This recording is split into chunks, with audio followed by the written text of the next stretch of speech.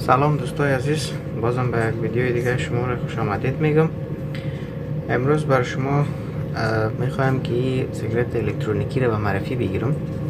البته در اول میخوایم که براتون بگویم که یک محصولی است که افراد از 18 سال بالاتر میتونن این را مصرف بکنن و این بسیار زیاد قابل ذی است که آدم به این محتاط شود.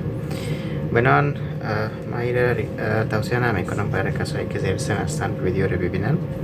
به هر حالتش این را میخوایم امروز براتون به معرفی بگیرم. از کمپانی به نام الف بار است و این دارای 600 پف است. به این است که 600 پف میتونه آدم رو بکشه و اینجا کلان ذکر شده که این نیکوتین اصلا نداره، یعنی 0% نیکوتین است. بنان ولی باز هم به خاطر احتیاط اینجا گفته که از افراد پایینتر از سن 18 سال این را استفاده باید نکنن. این طعم تربوز است یا واترملون برش میگن. این محصول ساخت چین است، اما پکیجینگ و بسته‌بندی و اینایش در لندن میشه. این را باز میکنیم میبینیم داخل ازی چی است. داخلش یک قطعش دیگه خالی است، چیز دیگه نداره. به این شکل داخل یک ورقی پیچانده شده. به این شکل این میخوایم باز بکنیم. باز شد.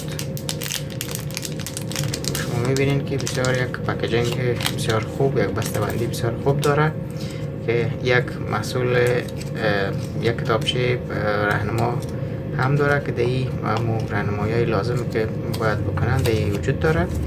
این را بعدا باز میتونن که بخوانین.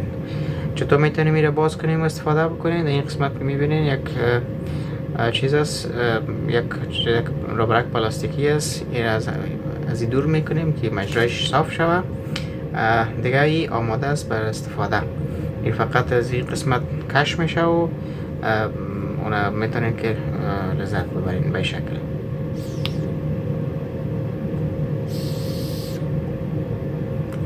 دوستای عزیز، ویدیوی ما به همینجا به پایان میرسه. به خاطر دیدن ویدیوهای بعدی میشه چینل ما رو سابسکرایب بکنین تا از ویدیوهای بعدی مستفید شین.